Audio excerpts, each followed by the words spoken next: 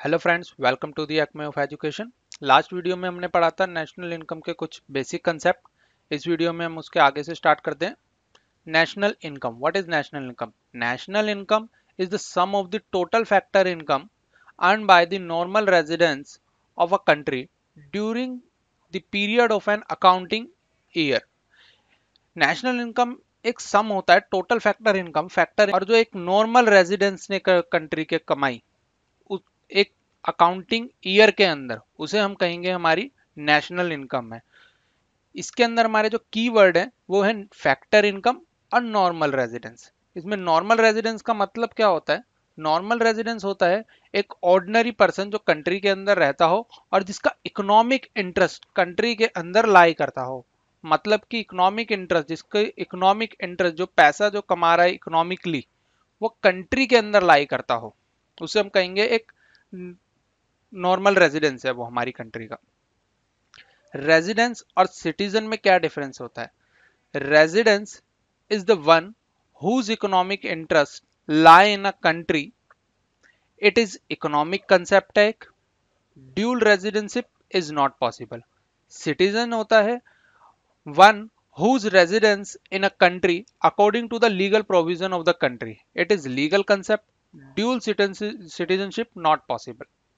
Residence का मतलब क्या होता है? एक पर्सन है जिसका इकोनॉमिक इंटरेस्ट उस कंट्री के अंदर लाई करता है, उसे हम कहते हैं वो उस कंट्री का रेजिडेंस है। फॉर एग्जाम्पल के लिए ले लें, अगर मान लो सचिन तेंदुलकर है। सचिन तेंदुलकर अगर बाहर जाकर खेलता है इंडिया से, वो ऑस्ट्रेलिया में जाके खेल रहा है, तो वो क्या वो इंडिया का नॉर्मल रेजिडेंस नहीं रहा उस टाइम पे?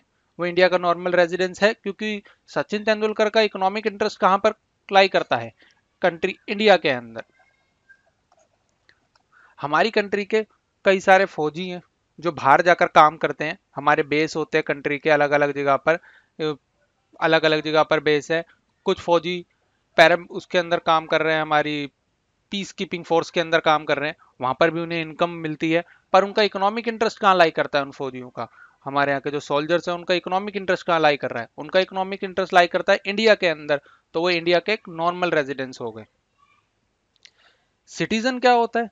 सिटीजन होता है कि एक पर्सन जो उसके लीगल प्रोविजन, जो उस कंट्री के कॉन्स्टिट्यूशन के अंदर जो चीज लिखी हुई हो उसके अकॉर्डिंग वो उस कंट्री के अंदर रह रहा है, तो हम उसे कहेंगे वो कि वो उस कंट्री का एक सिटीजन है। जैसे इंडिया के अंदर कॉन्स्टिट्यूशन के आर्टिकल, हमारे जो आर्टिकल है 5 to 12 इंडिया के कॉन्स्टिट्यूशन के अंदर, उसके अकॉर्डिंग अगर कोई हमारी कंट्री में रह रहा है तो हम उसे कहेंगे कि वो हमारी कंट्री का एक सिटीजन है। रेजिडेंस, रेजिडेंस जो होता है वो एक इकोनॉमिक कंसेप्ट है और सिटीजनशिप एक लीगल कंसेप्ट है। रेजिडेंस ड्यूल रेजिडेंशिप नहीं हो सकती। एक पर्सन का जो इकोनॉमिक इंटरेस्ट होगा वो एक ही कंट्री के अंदर लाई करेगा, दो दो कंट्री के अंदर लाई नहीं कर सकता। पर सिटीजनशिप ड्यूल हो सकती है। जैसे कनाडा है, कनाडा के अंदर कनाडा के अंदर ड्यूल सिटीजनशिप का कंसेप्ट है। यूएसए के अंदर भी ड्यूल सिटीजनशिप का कंसेप्ट है, पर इंडिया के अंदर सिंगल सिटीजनशिप का कंसेप्ट है। तो इंडिया, तो एक पर्सन यूएसए का भी सिटीजन हो सकता है और कनाडा का भी सिटीजन हो सकता है, क्योंकि इन दोनों कंट्री के अंदर ड्यूल सिटीजनशिप का कंसेप्ट चलता है। पर एक पर्सन दो जगह का रेजिडेंस नहीं हो सकता। या तो वो इंडिया में रहेगा और यहीं पे इकोनॉमिक इंटरेस्ट उसके लाई करेंगे, या फिर वो यूएसए का होगा और उसके इकोनॉमिक इंटरेस्ट यूएसए में ही लाई करते होंगे। दो जगह का एक पर्सन नॉर्मल रेजिडेंस नहीं हो सकता। क्या होते हैं नॉर्मल रेजिडेंस? देखो, एक इंडियन वर्कर जो वर्क कर रहा है किसी फॉरेन एम्बेसी के अंदर, इंडिया की इंडियन फॉरेन एम्बेसी के अंदर काम कर रहा है, एम्बेसी के अंदर काम कर रहा है, तो हम उसे कहेंगे कि वो एक नॉर्मल रेजिडेंस है। एक इंडियन एम्प्लॉयड है, इन वर्ल्ड हेल्थ ऑर्गेनाइजेशन के अंदर काम कर रहा है वो, तो उसके इकोनॉमिक इंटरेस्ट कहाँ होंगे? इंडिया के अंदर। इकोनॉमिक इंटरेस्ट इंडिया में लाई करेंगे तो वो कहाँ, तो वो क्या होगा? एक इंडिया का रेजिडेंस होगा। जैसे कि इंटरनेशनल कोर्ट ऑफ जस्टिस के अंदर हमारे जज हैं एक दलबीर भंडारी, वो इंटरनेशनल कोर्ट ऑफ जस्टिस में काम कर रहे हैं जो कि इंडिया में नहीं है, पर उनके इकोनॉमिक इंटरेस्ट कहाँ लाई कर रहे हैं? इंडिया के अंदर, तो वो एक इंडिया के नॉर्मल रेजिडेंस हो गए। लोकल पीपल हैं जो working in the office of the international monetary fund in India, international monetary fund of India के अंदर जो काम कर रहे हैं वो इंडिया के नॉर्मल रेजिडेंस हुए।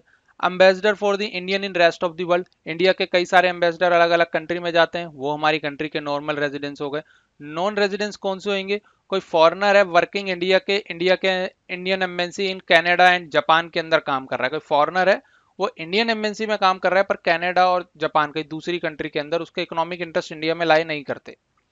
Foreign working in a world health organization के अंदर जो लोकेटेड इन इंडिया है, कोई वर्ल्ड हेल्थ ऑर्गेनाइजेशन की कोई ब्रांच इंडिया के अंदर लोकेटेड है, उसके अंदर कोई फॉरेनर काम कर रहा है तो उसके इकोनॉमिक इंटरेस्ट तो इंडिया में लाई नहीं करते। उसके इकोनॉमिक इंटरेस्ट कहाँ लाई करेंगे, उसकी कंट्री के अंदर लाई करेंगे, तो वो इंडिया का एक नॉर्मल रेजिडेंस नहीं माना जाएगा।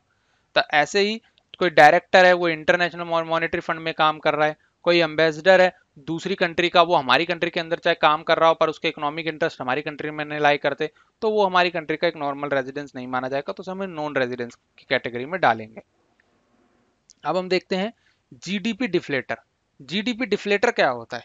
जीडीपी डिफ्लेटर का मतलब होता है nominal GDP divide by real GDP into 100।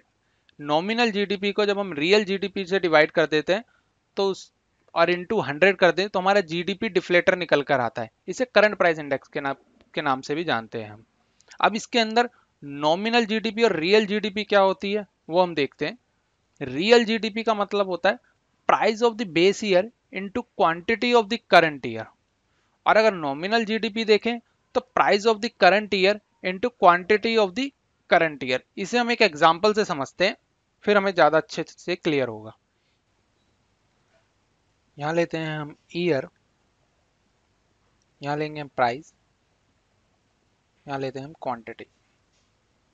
Year होगा पहले 2000, 2005, 2010 एंड 2015। प्राइस ले लेते हैं 10, 15, 20, 25। Quantity 1000, 1200, 1500 and 1800। अब हम इसमें देखते हैं कि हम कैसे निकालेंगे real GDP and nominal GDP. ये था हमारा ईयर 2005, 10 एंड 15। ये हुई हमारी रियल जीडीपी। रियल जीडीपी का क्या फार्मूला होता है? Price of the base year into quantity of the current year. अगर हम इसको अपना बेस ईयर मान लें तब क्या आएगा? 10 मल्टीप्लाई 1000, 10,000, 10 multiplies 1200, 12,000, 10 multiplies 1500, 15,000, 10 multiply 1800, 18,000। और अगर हमें नॉमिनल जीडीपी निकालनी हो तब क्या करते हैं हम? Price of the current year into quantity of the current year. Price of the current year को quantity of the current year से मल्टीप्लाई करेंगे हम। 10,000, 15 इंटू 1200 हुआ हमारा 18,000, 20 इंटू 1500 हुआ हमारा 13,000 और 25 इंटू 1800 हुआ हमारा 45,000। अब हमें इसमें जीडीपी डिफ्लेटर निकालना है। जीडीपी डिफ्लेटर कैसे निकलता है? Nominal GDP divide by real GDP 10,000 divide by 10,000 into 100 is equal to 100% हुआ हमारा जीडीपी डिफ्लेट हो रही है कितनी पूरी? 100%। सेम यहीं पे सेम यहाँ पर भी ऐसे ही होगा। Nominal GDP divide by real GDP into 100। हम काट देंगे इसे,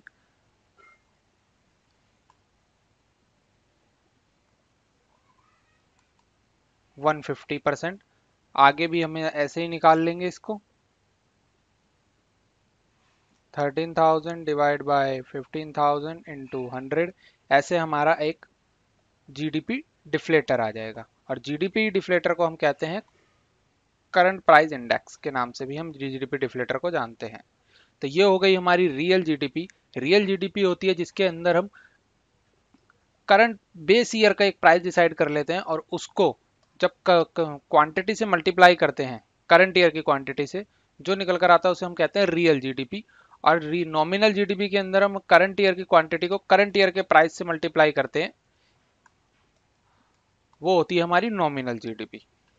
आगे हम देखते हैं नॉमिनल जीडीपी क्या होती है। GDP is calculated at current price. जो जीडीपी करंट प्राइस पे कैलकुलेट की जाए उसे हम कहते हैं नॉमिनल जीडीपी। और रियल जीडीपी होती है जो जीडीपी एक कांस्टेंट प्राइस पे कैलकुलेट किया जाए, जिसमें हम एक बेस ईयर डिसाइड कर लेते हैं, उसे हम कहते हैं रियल जीडीपी। ये अफेक्ट होती है प्राइस और क्वांटिटी दोनों से। यहाँ पर क्यू है, प्राइस और क्वांटिटी दोनों से। और ये अफेक्ट होती है सिर्फ क्वांटिटी से। इससे इसमें प्राइस से कोई इम्पैक्ट नहीं पड़ता, क्योंकि हम इसके अंदर एक बेस ईयर का प्राइस लेते हैं, उसी से करते हैं। हमारी कंट्री के अंदर भी जो जीडीपी निकलती है वो रियल जीडीपी से ही निकलती है, क्योंकि रियल जीडीपी को ही एक better measurement of developed society माना जाता है, कि डेवलपमेंट सोसाइटी के लिए बेटर मेजर यही है, यही असली जीडीपी का कंसेप्ट दिखाती है, जो कि नॉमिनल जीडीपी नहीं दिखा पाती। नॉमिनल जीडीपी के अंदर कई चीजें रह जाती है। इसे हम एक एग्जांपल से और समझते हैं ये चीज कैसे। अगर हम सेम ले, ये हमारा ईयर है, और यहाँ पे 2000 2005 था, 2010 हो जाए, 2015 हो, 10, 15, 20 एंड 25। अगर क्वांटिटी में सेम कर दूं 1000, 1000, 1000, 1000, अब हमें निकालनी है real GDP and nominal GDP. अगर मैं नॉमिनल जीडीपी निकालता हूं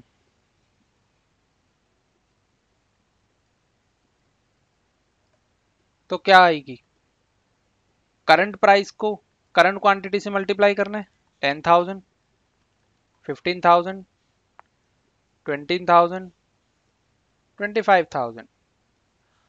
और अगर रियल से निकालें 10,000, 10,000, 10,000, 10,000।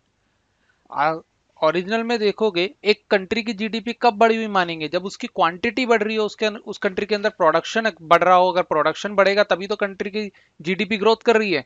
यहाँ पर क्या हो रहा है, सिर्फ इन्फ्लेशन बढ़ रही है, प्रोडक्ट का प्राइस बढ़ रहा है। पर नॉमिनल जीडीपी क्या दिखा रहा है, कंट्री के अंदर जीडीपी ग्रोथ हो रही है। उसने हर साल के लिए बढ़ा, हर 5 साल बाद बढ़ते हुए दिखाई कि जीडीपी ग्रोथ पहले 10,000 थी, अब 15,000 होगी, अब 20,000 कमा रहे हैं हम जीडीपी में, अब 25,000 होगी जीडीपी, जो कि एक रियल पिक्चर को शो नहीं करता। और रियल जीडीपी जो बेस प्राइस पे चलती है, ये एक हमारी रियल पिक्चर को शो करता है। ये हमें बताता है कि क्वांटिटी के अंदर चेंजेस आ रहे हैं या नहीं आ रहे। तो इसलिए ही हम रियल जीडीपी को एक बेटर मेजरमेंट मानते हैं in comparison to nominal GDP. Real GDP की भी कुछ लिमिटेशंस है जो हम देखते हैं। ये हमारे पेपर के अंदर क्वेश्चन आता है 4 मार्क्स के अंदर। इसकी भी कुछ लिमिटेशन है जीडीपी की, रियल जीडीपी की। Limitation of using a real GDP as an index of welfare of a country. First, distribution of GDP. GDP ignore distribution of income, and there will be no economic welfare if distribution of GDP is not equitable. ये GDP जो है real GDP, ये ignore कर देता है distribution of income and there will be no economic welfare. Income के distribution को ये इग्नोर कर देता है। एक एग्जांपल से हम समझते हैं। हम लेते हैं 2010 और यहाँ लिया मैंने 2020। 2010 के अंदर कंट्री के अंदर मान लो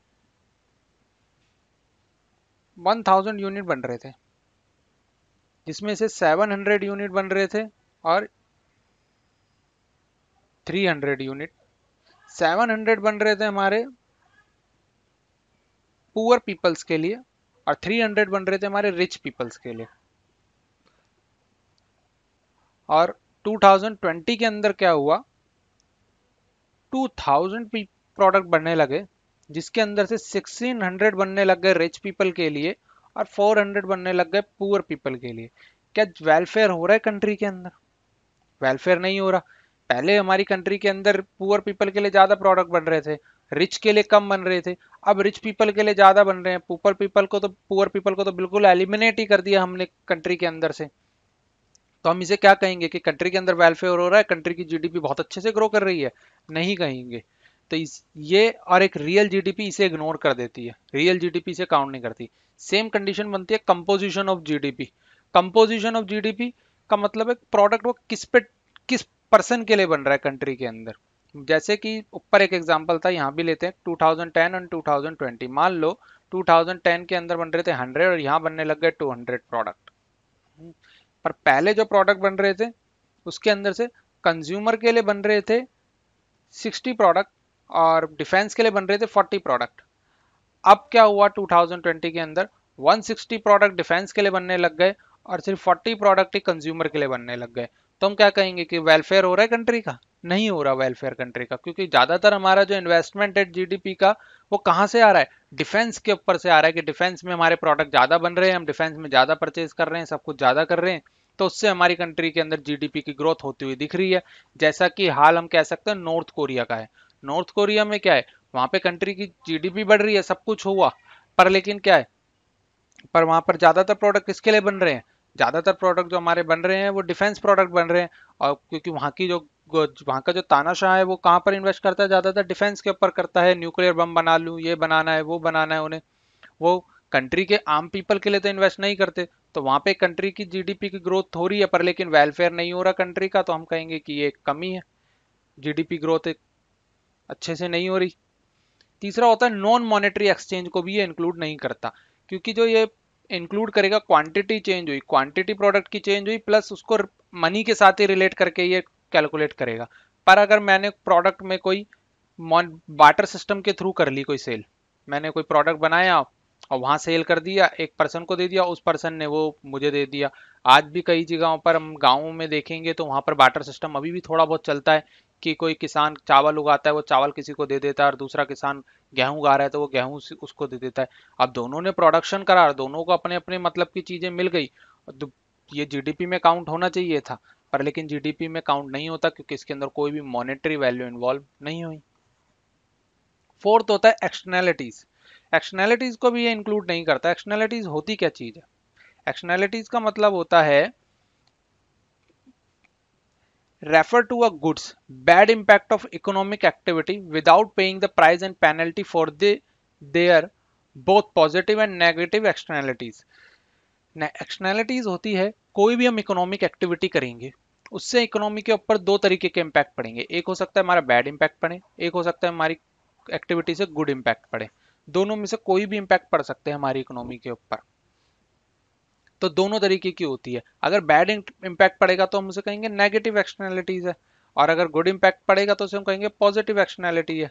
तो एक इकोनॉमिक एक्टिविटी से दोनों टाइप के इम्पैक्ट पड़ सकते हैं। जैसे कि एक एग्जांपल लेते हैं, अगर हमने कोई फैक्ट्री स्टैब्लिश करी, फैक्ट्री से पॉल्यूशन निकलेगा, पॉल्यूशन से क्या होगा, कंट्री के अंदर लोग बीमार ज्यादा पड़ेंगे, हेल्थ खराब होगा। तो ये कैसी एक एक्सटर्नैलिटीज है? नेगेटिव एक्सटर्नैलिटी है। इकोनॉमिक ग्रोथ होगी, सब कुछ होगा, पर लेकिन हेल्थ सेक्टर पे गवर्नमेंट का खर्चा बढ़ जाएगा। जैसे कि अगर हम दिल्ली में देखें, दिल्ली के अंदर पॉल्यूशन बहुत है, तो दिल्ली के अंदर पॉल्यूशन होने की वजह से क्या होगा, लोगों की हेल्थ और खराब होगी, और ज्यादा हेल्थ खराब होगी तो गवर्नमेंट का कहाँ पे खर्चा बढ़ेगा? हेल्थ सेक्टर के ऊपर गवर्नमेंट का बहुत ज्यादा खर्चा बढ़ जाएगा, जो कि जो हमारी एक जीडीपी को कम करेगा। तो एक तरफ से जीडीपी ग्रोथ हो रही है, दूसरी तरफ से कम हो रही है, और जिसके ऊपर हम ध्यान ही नहीं दे रहे। थर्ड एक होता है पॉजिटिव एक्सटर्नैलिटीज। पॉजिटिव क्या होती है? जैसे कि कोई किसान होता है, किसान ने लगाई है, किसान खेती कर रहा है, हमारा कोई आम का बाग है, बाग आम उसके अंदर हम आम उगा रहे हैं, पेड़ पेड़ लगे हुए हैं, पेड़ से क्या बनेगी? ऑक्सीजन। वो क्या देगी हमें? एक पॉजिटिव एक्सटर्नैलिटी। इकोनॉमिक एक्टिविटी हो रही है, उस जो वो आम बेचेगा उससे तो वो जुड़ जाएगा जीडीपी में, पर लेकिन जो उन्हें पेड़ लगाए उससे जो पॉजिटिविटी आई, ऑक्सीजन बनी, लोगों की हेल्थ सुधरी, उसकी एक्सटर्नैलिटीज को ये ऐड नहीं करता। तो ये चार हमारी लिमिटेशन होती है रियल जीडीपी इंडेक्स की, कि वो भी एक गुड वेलफेयर तो है पर वो भी परफेक्ट नहीं है, उसकी भी कुछ लिमिटेशंस है। आगे हम देखते हैं what is domestic territory. Domestic territories क्या होती है? एक कंट्री की डोमेस्टिक टेरिटरी क्या होती है?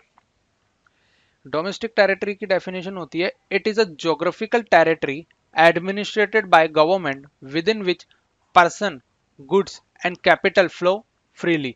एक एडमिनिस्ट्रेटिव टेरिटरी, जो टेरिटरी हो जो एडमिनिस्ट्रेट करी जा रही हो गवर्नमेंट के थ्रू, जिसके अंदर एक गुड्स फ्रीली मूव कर सकता हो। जैसे हमारी एक इंडिया है, इंडिया की इंडिया की जो बाउंड्री है वो उसकी एक डोमेस्टिक टेरिटरी है, क्योंकि उसके अंदर दिल्ली से हरियाणा जाने में कोई हमें प्रॉब्लम नहीं होगी, दिल्ली से हमें पंजाब जाने में कोई प्रॉब्लम नहीं होगी, हरियाणा से हमें राजस्थान जाने में कोई प्रॉब्लम नहीं होगी, राजस्थान से हमें महाराष्ट्र जाना में कोई प्रॉब्लम नहीं होगी। ये हमारी क्या डोमेस्टिक टेरिटरी है, यहाँ पर गुड्स हमारा फ्रीली मूव कर सकते हैं। पर इसके अलावा हमारी बाउंड्री के अलावा भी कुछ चीजें इंक्लूड होती हैं जो डोमेस्टिक टेरिटरी में इंक्लूड होती है। डिफेंस बेस, अगर हमारी कंट्री का कोई भी डिफेंस बेस, मान लो हमारे आजकल को तालिबान के अंदर से यूएसए आउट हो रहा है और हमारी कंट्री का है कि हम तालिबान के अंदर अपना डिफेंस बेस बना देते हैं, तो तालिबान के अंदर जो जहां पर हमारा डिफेंस बेस लगेगा वो हिस्सा कौन, अफगानिस्तान, सॉरी तालिबान नहीं, अफगानिस्तान, अफगानिस्तान के अंदर जो हमारा डिफेंस बेस लगेगा, अफगान जिस एरिया में हमारा डिफेंस, अफगानिस्तान में डिफेंस बेस लगा हुआ है वो एरिया हमारा क्या हो जाएगा, वो हमारी डोमेस्टिक टेरिटरी हो जाएगी। और ऐसा ही वाइसा वर्सा चलता है, अगर हमारी कंट्री के अंदर किसी कंट्री का डिफेंस बेस लग गया तो वो एरिया उस कंट्री की डोमेस्टिक टेरिटरी हो जाएगी, उसके अंदर जो भी इनकम जनरेट होगी वो उस कंट्री की डोमेस्टिक इनकम के अंदर इंक्लूड की जाएगी। Oil and natural gas ring, oil और नेचुरल गैस रिंग्स, हर किसी के पास एक ऑयल और नेचुरल गैस के वो ले लेता है कि यहाँ पर हम एक्सट्रैक्ट करेंगे। हर कंट्री के पास, हर कंट्री को मिला हुआ होता है इंडियन ओशियन के थ्रू कि ये एरिया तुम्हारा है, यहाँ पर तुम एक्सट्रैक्ट कर सकते हो ऑयल एंड नेचुरल गैस। तो उस एरिया के अंदर जो भी हम इकोनॉमिक टेरिट उस एरिया के अंदर जो भी हम जनरेट करेंगे वो हमारे डोमेस्टिक टेरिटरी के अंदर इंक्लूड होता है। टेरिटोरियल वाटर, टेरिटोरियल वाटर होता है हमारी कंट्री की जो बाउंड्री होती है, बाउंड्री के बाद ये पानी आता है, समुद्र है यहाँ पर, ओशियन है, ओशियन में 20 न्यूटिकल माइल्स, ओशियन के अंदर डिस्टेंस हम मानते हैं न्यूटिकल माइल्स के अंदर, जो 1.8 किलोमीटर के अप्रोक्स इक्वल होता है एक न्यूटिकल माइल्स। तो 20 न्यूटिकल माइल्स तक वो हमारी डोमेस्टिक टेरिटरी के अंदर काउंट होता है। इस 20 न्यूटिकल माइल के अंदर अगर कोई भी पानी का जहाज जाता है, कोई भी शिप जा रही है और उसने यहाँ पर कोई इनकम जनरेट करी, तो वो हमारी कंट्री की डोमेस्टिक टेरिटरी में इंक्लूड होगी। सेम ऐसी वाइसा वर्सा होता है, कोई दूसरी कंट्री है, मान लो कि यूएसए है, यूएसए के अंदर कोई, यूएसए का भी 20 न्यूटिकल माइल होएगा, उसके अंदर अगर हमारी कंट्री का कोई जहाज यहाँ पर गया और यहाँ पर उसने इनकम जनरेट कर ली तो वो यूएसए की डोमेस्टिक टेरिटरी में इंक्लूड हो जाएगी। प्लेन, एक हमारी कंट्री का प्लेन है, मान लो वो हमारी कंट्री से उड़ा और पाकिस्तान के ऊपर से जा रहा है, अब वो जो प्लेन है, जहाँ वो पाकिस्तान के ऊपर से रहा है पर लेकिन वो जो प्लेन है वो हमारी डोमेस्टिक टेरिटरी है, उस प्लेन के अंदर या प्लेन के ऊपर कहीं भी कोई भी इनकम जनरेट होती है वो हमारी कंट्री की डोमेस्टिक टेरिटरी के अंदर इंक्लूडेड होगी।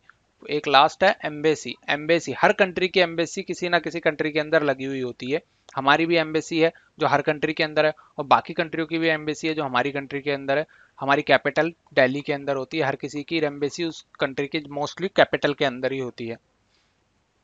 हमारी कंट्री के अंदर जितनी भी कैपिटल के अंदर जो एम्बेसी लगी हुई है, यूएसए की एम्बेसी है, यूके की एम्बेसी है, इजराइल की एम्बेसी है, चाइना की एम्बेसी है, तो ये जहां पर ये एम्बेसी जो बनी हुई है, जिस जमीन पे बनी हुई है वो उस कंट्री की डोमेस्टिक टेरिटरी हो जाएगी।